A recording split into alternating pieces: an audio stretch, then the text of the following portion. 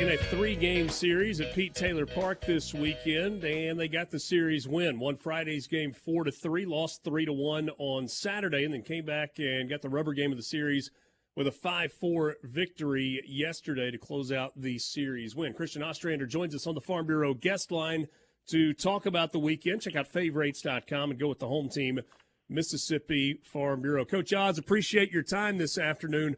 Once the season starts, I mean, it's like hit the ground running. 8 games in 10 days to start the season.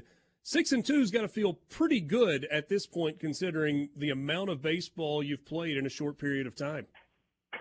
Yeah, no doubt. I mean, it was, we knew it was going to be a challenge, 8 games in 10 days and, 5-6 at one point. But I'm proud. I'm definitely proud of the way the guys have, stayed in there and found ways to win. Sometimes it was more from an offensive standpoint, sometimes more pitching and stuff. But we're, still learning and figuring out the formula for sure.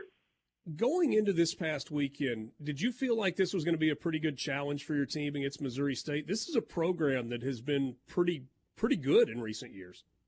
No doubt. I mean, I got a tremendous amount of respect for that program, Coach Gutton, and what he's done there.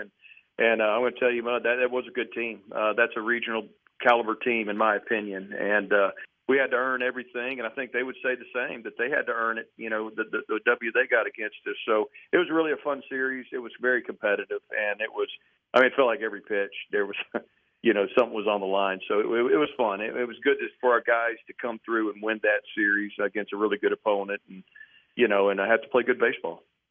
So let's start with game 1, a 4-3 win. You're out hitting that ball game. You play a clean game defensively, and you did something different from the first weekend. Nico Mazza got the start, but instead of Cross Sibley staying in the rotation, you went to him first out of the bullpen. So talk to us a little bit about that decision, about those arms, and the way you pitched it in game 1. Yeah, well, first of all, Nico, I thought he was great. I mean, I think he gave up 3 earned runs through 6 innings, no walks, 7 Ks, something like that. Yeah.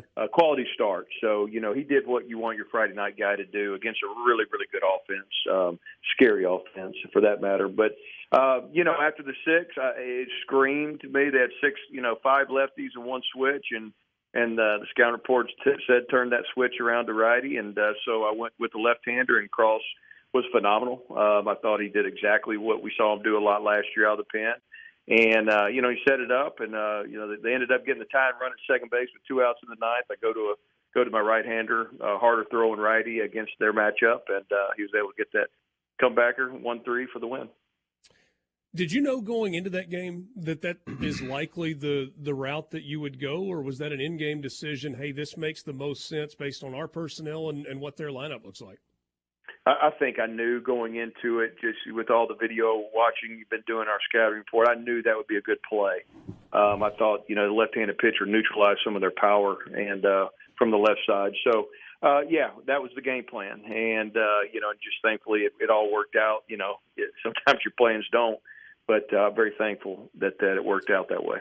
So game 2, the game you lost on the weekend, 3-1, offense hard to come by. You take the early lead in the second inning with the sacrifice fly, but that was it in terms of scoring the rest of the way. How much of that was what Missouri State did on the mound, and how much of that was didn't love the approach that you guys had? Well, a little bit of both. I thought, I'm always going to give credit to the other team when they beat you, and regardless of how. But I thought their pitchers, they had enough stuff. I thought they pitched well, pitched backwards. Just really, they took candy from a baby against us that day. That's the way I, felt.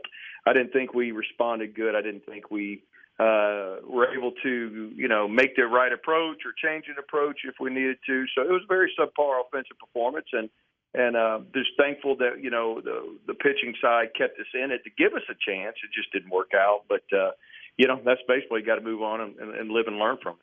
Oz, one of the things that's been kind of a hallmark of all of the guys that you've run out on the mound over the last few years is not a lot of walks. You've struck out a lot of guys, and you haven't walked many, but you give up 7 walks in that game as well. Was it just one of those days? Yeah, it was walks on both sides, I think, from what I can remember a little bit. Billy pitched a lot better than his line. That's not characteristic for him to have 4. And there's a little chirping going on. There were some calls I didn't think we got. That's part of it. That's part of baseball. And I told our pitchers, I said, hey guys, if the zone is tight or smaller that day, well then we got to throw it where he's calling it. And we're not going to ask for any excuses. But yeah, I think it's a little uncharacteristic for what our standards are. And I don't think it's any coincidence we end up losing that game, and not that, it was necessarily the pitcher's fault, but it just kind of goes hand in hand. When you throw strikes, good things happen. Well, one more thing on that game, Colby Allen out of the bullpen gives you 5 innings, only gives up a run, has 5 strikeouts. The sophomore stepped in and really pitched well, it looks like. Well, and that performance is huge on many levels. Number one, he gave us a chance to stay in that game and win it. It just didn't happen. Number two, he saved a lot of my bullpen pieces for Sunday.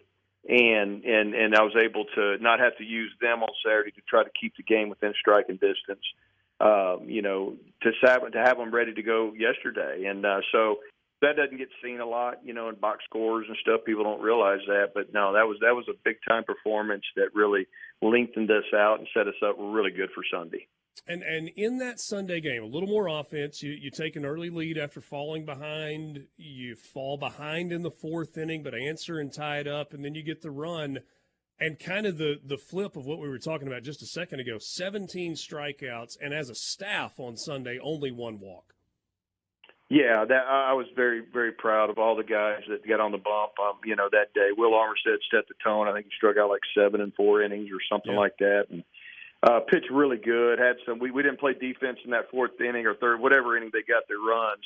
We made 2 errors, which we haven't done a lot of, and so they capitalized. And but then after that, man, the bullpen just was real greedy and just kind of shut them down. And we were able to hit in opportune times a little more yesterday. And Davis Gillespie getting a big 2-run home run to tie it up. Billy Butler getting his first start, got a few hits. Seth Smith, true freshman, gets another game-winning hit. So, yeah, I was very pleased with that answer after a subpar performance on Saturday to come back and kind of put a complete game together yesterday. So that was good to see.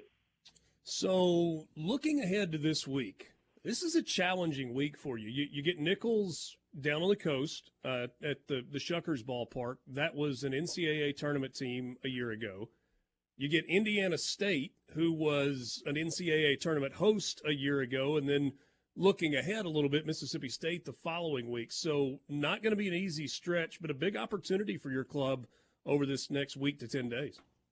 Yeah, it's exciting. I mean, this is a program that wants and has a bullseye kind of on its chest, and I love that myself, and I know these guys too. Because we talk about it all the time. So, no rest for the weary, and we're not going to shy away from our schedule or competition, and I think that's what if you can win games with that, then you're going to like where you're at in the end and stuff. And I think that's a model that Coach Berry really figured out here, and I'm obviously got to carry that on. But no, it was very.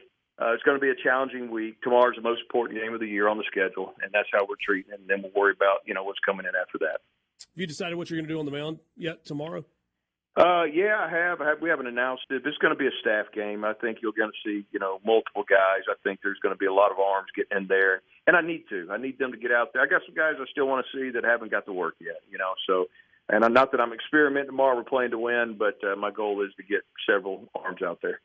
Are you, and I think I asked you this last Tuesday when we talked, and I know identity, maybe it's early for that, but are you starting to kind of see some leadership in the locker room, some guys stepping up that either you expected to or maybe guys that you didn't expect to kind of climb into those leadership roles?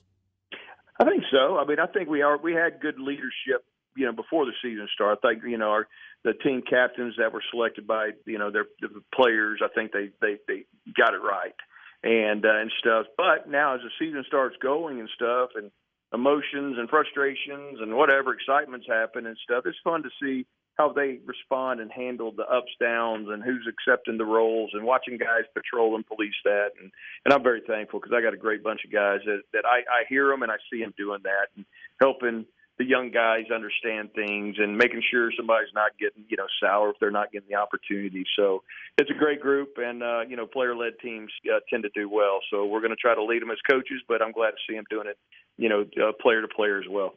Looks like the weather's going to continue to cooperate for the near future. Nichols tomorrow night in Biloxi, and then 3 with Indiana State at Pete Taylor Park this weekend. Oz, really appreciate your time. Great catching up.